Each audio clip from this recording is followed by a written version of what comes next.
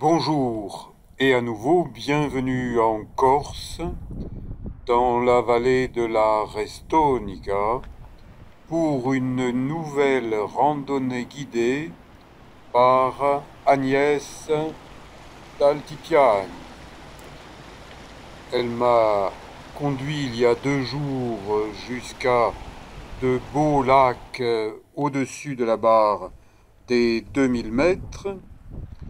Et elle me conduit aujourd'hui dans une vallée voisine, à partir du même point de départ du haut de la route de la Restonica, vers 1300 mètres d'altitude.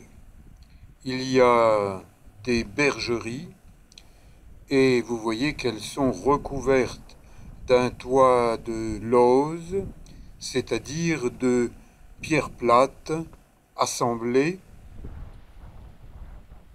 Altitude de départ 1300 mètres, altitude d'arrivée 2015 mètres pour le lac. Ça fait 700 mètres de dénivelé, c'est déjà un gros morceau de marche avec un terrain plus difficile que celui que j'ai fait avec Agnès il y a 2 jours. Elle monte comme une gazelle ou une chèvre de montagne, beaucoup d'aisance dans ses gestes, de précision, mais bon. Elle est à Corte, elle vit en montagne toute l'année, et elle est plus jeune que moi. Et moi, je suis un vieux randonneur, alpiniste, et je commence à tirer la langue, mais j'arrive encore à parler en montant et en descendant, en randonnant, autant que je parle en commentant mes vidéos. Et Agnès me confirme que je suis le seul client de 70 ans qui parle autant. Sauf quand je suis tout seul, je n'en suis pas encore au stade à parler tout seul, et c'est pour ça que j'aime bien randonner avec Agnès. Elle a une excellente écoute. Mieux vaut être guidé et assuré chaque pas. Regardez le petit point rouge en haut à droite, c'est moi. Je redescends un passage un peu délicat. Il faut faire bien attention à ne pas glisser, à ne pas tomber. L'année dernière, à la même époque, vacances de la Toussaint, une chute a failli me faire changer de monde. Dans les lacs, au niveau des lacs où je suis retourné il y a 2 jours à peine avec Agnès, comme pour conjurer le mauvais sort, la chute. J'observe la nature, les rochers, les plantes qui y poussent, les suintements d'eau qui sont glissants. Et cette anémone, c'est une fleur d'été, pas une fleur d'automne. La nature a de quoi surprendre. Agnès adore la photographie. Elle photographie Dame Nature, ici sous forme d'anémone. Puis, elle reprend le guidage qui, dans ce secteur, pour cette randonnée, n'est pas si facile. Cette randonnée n'est pas très courue parce qu'elle est difficile, parce qu'elle est dangereuse, et les gens qui montent placent des pierres pour se repérer à la descente. Mais étant donné qu'il passe un peu n'importe où, il y a des cairns un peu partout. Moi, je respecte les cairns, mais Agnès, quand elle voit un cairn qui n'est pas à la bonne place, eh bien, elle renvoie les pierres au niveau d'autres pierres.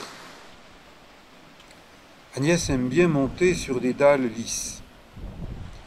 Nous n'avons pas la même manière de marcher. Elle marche avec la pointe des pieds sans poser le talon, ou presque, sur des pentes, tandis que je déroule mon pied, peut-être parce que, à longueur d'année, j'entretiens ma souplesse en étirant mes mollets, et que donc j'ai un déroulé de cheville qui, pour mon âge, est tout à fait respectable. Ici, un petit passage étroit, avec un cairn pour indiquer que c'est bien là qu'il faut passer, et vous voyez un autre cairn, je le renforce. Ça a fait rigoler Agnès, parce qu'elle, elle a plutôt tendance à démolir les cairns, et moi je les reconstruis derrière. Vous voyez, on est parfaitement complémentaires pour randonner. Nous avons un certain humour, d'acceptation de l'humour de l'autre, et c'est comme ça qu'on peut vivre en bonne entente avec pas mal de gens. Dalle de granit, principale roche de Corse, mais pas uniquement. Simplement dans ce secteur de la Restonica, un secteur extrêmement visité en été et que personne ne fréquente en hiver en raison d'importants risques d'avalanche s'il y a beaucoup de neige, mais l'hiver dernier, il y a eu peu de neige en Corse. J'observe les rochers en me disant que ceux-là, eh bien, ça n'est plus le moment pour moi de les grimper. À chaque époque de vie, on peut faire des choses différentes, mais ce que je faisais facilement il y a une quarantaine d'années, maintenant ça commence à être un peu plus difficile, et dans certains secteurs, ça n'est plus possible. Eh bien voilà, c'est comme ça, et je le prends comme c'est, parce que ça ne sert à rien à s'entêter, à vouloir faire quelque chose que physiquement on n'est plus capable de faire comme on le faisait précédemment. Agnès prend encore en photo des petites plantes. Finalement, étant donné que je marche doucement, voire lentement, eh bien, elle a davantage l'occasion de faire des photos que lorsqu'elle guide des gens plus jeunes et plus rapides que moi. On peut toujours trouver un avantage à quelque chose, presque toujours. Un joli cairn et les crêtes sommitales, le lac est encore loin. Je ne me dope pas, je crois en l'homéopathie et il me semble que ces comprimés de sporténine, du sucre avec Arnica montana, une plante de montagne qui permet de digérer mieux les efforts musculaires, eh bien ça me fait du bien. Alors j'en prends. Et puis je vous dis que moi ça me fait du bien. Vous essayez et vous ferez votre opinion parce que ce qui convient à quelqu'un ne convient pas forcément à tout le monde. Donc, tant qu'on n'a pas essayé, eh bien on ne peut pas savoir si c'est oui, ça marche pour moi ou non, ça marche pas pour moi. Et là, c'est stalactites végétaux, de la mousse, un courant d'eau. D'ici peu de temps, ce sera gelé. Ce sera stalactite de glace sur stalactite végétale. Dans cette randonnée, il y a relativement peu d'endroits plats et le premier rocher plat que j'ai aperçu, après quand même pas mal de marches, je me suis dit ça c'est un endroit parfait pour moi, pour m'étirer. Vous voyez, c'est simple, je suis allongé sur le dos, à plat dos, et je soutiens une jambe, l'autre, maintenant les deux, et je relève mes jambes doucement, et je les redescends doucement, avec une respiration adaptée à mon mouvement, c'est-à-dire une respiration lente, profonde, qui me fait du bien. Travailler sur sa maîtrise respiratoire, sa maîtrise du souffle, ça permet de faire beaucoup de choses. Je me fais un peu de pub au passage. YouTube ne me rapporte rien, mais j'ai plaisir à vous montrer ce que je fais avec plaisir. Je suis kinésithérapeute, pas en Corse, mais à Toulon. Quand je viens en Corse, c'est en tant que touriste, randonneur et parfois petit baigneur. Là, j'enroule mon dos vers l'arrière en soufflant, je redresse en inspirant. Et puis à un autre moment, j'inverse ma respiration parce que c'est moi qui contrôle ma respiration. Et si je décide qu'il est bon pour moi de respirer, inspirer dans un sens, expirer dans l'autre, c'est bon. Là, je bouche une narine et je souffle pour dégager une narine. Et en réalité, pour faire bien plus que seulement dégager une narine. Respiration contrôlée, contrôle du souffle, c'est directement inspiré du yoga. J'ai commencé à apprendre le yoga lorsque j'ai commencé à apprendre la kinésithérapie. C'était il y a longtemps de chez longtemps. Et je continue à pratiquer un travail musculaire, un travail respiratoire. Et c'est probablement pour ça que je continue à marcher. Là, nous sommes en train de traverser une jungle, pas tropicale, une jungle corse, d'altitude, des buissons, des aulnes verts, qui sont tellement serrés que vraiment on est dans la jungle. Et puis ensuite, cette longue montée de 700 mètres de dénivelé, eh bien, elle se prolonge par des cailloux. Je ne vais pas dire un éboulis, parce que j'ai skié sur beaucoup d'éboulis, mais celui-là, non. C'est simplement une pente caillouteuse qui amène jusqu'au niveau d'une face nord et un beau lac à l'altitude de 2000 mètres et des poussières, 2015 mètres, dit la carte. Ce lac a un déversoir qui donne naissance à un petit ruisseau, à des cascades, ensuite un torrent, et cela vient grossir la rivière ou le torrent Restonica. Ce lac est en face nord, il est profond dans sa plus grande partie, et donc il est plus froid que le lac où je me suis baigné, qui est pourtant un tout petit peu plus haut en altitude. Mais ce lac-là, entouré par cette face nord, voit peu le soleil, surtout à cette époque de l'année, et je pense que dans quelques jours, il commencera à geler, et qu'il dégèlera en juin ou juillet. J'observe l'eau, les berges, à la recherche de l'endroit le plus propice pour que je puisse non seulement entrer dans l'eau sans avoir à plonger, mais ensuite sortir de l'eau. Donc, je repère une zone qui est baignable pour moi parce que j'ai l'habitude de me baigner en eau froide. Vous, si vous n'en avez pas l'habitude, n'allez pas piquer une tête le jour où vous montez sur un tel lac de montagne. Je vous ai dit, j'aime l'homéopathie. Pour moi, l'homéopathie, c'est l'opposé du doping. C'est prendre à dose homéopathique, c'est-à-dire diluer, des produits naturels comme Arnica montana. Ah, je désescalade, oui, oui.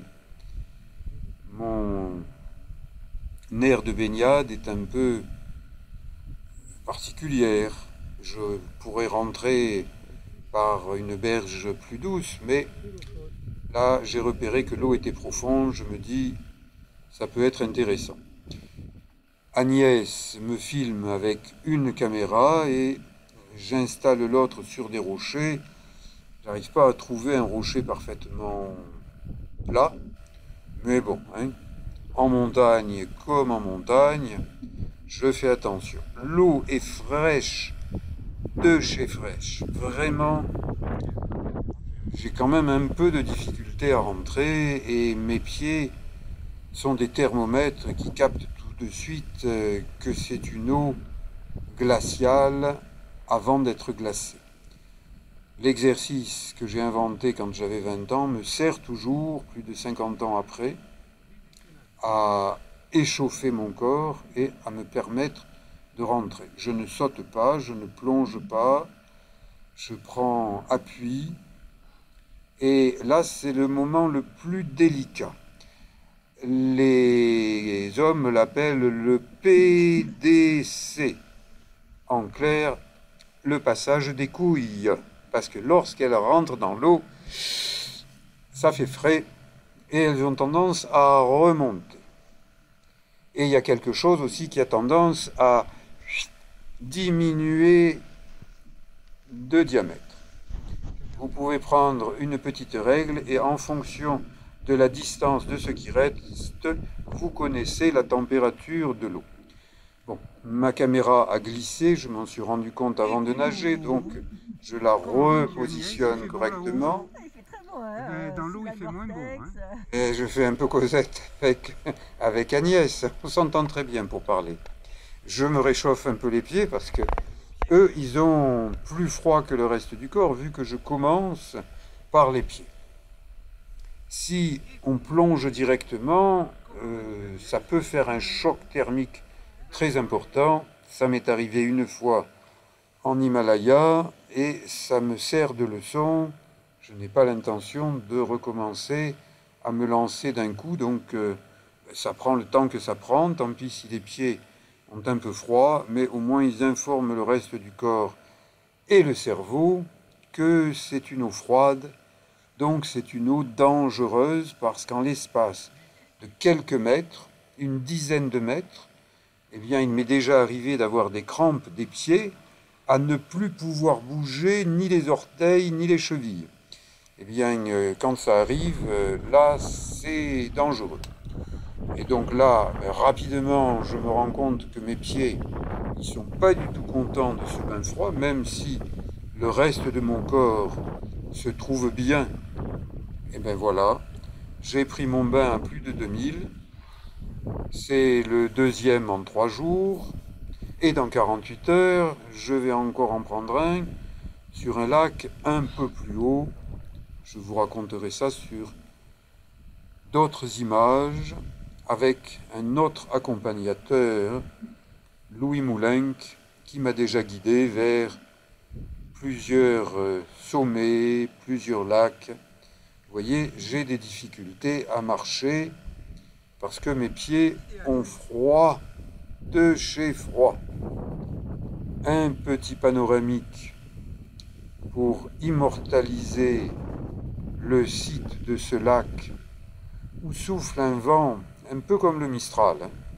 Donc c'est frais, mais frais de chez frais. Même si nous sommes autour de midi. Mais à plus de 2000, il fait souvent frais. Et là, eh bien, début de la descente, le lac se vide à dose homéopathique dans la vallée. Que la descente commence, la montée est un peu fatigante au niveau cardiaque, la descente ne l'est pas sur le plan cardiaque, mais par contre au niveau des articulations, notamment des genoux, des chevilles, des pieds, c'est une belle bavante qui fait mal aux articulations et c'est pour ça que quand je rentre dans la vallée, eh bien je m'étire beaucoup. Je vous l'ai montré avec plusieurs vidéos. La dernière, c'est en forme à corte. Allez la voir et éventuellement utilisez les exercices, adaptez-les à vous. Je vous dis à bientôt pour d'autres documentaires Corsica Bella. Merci.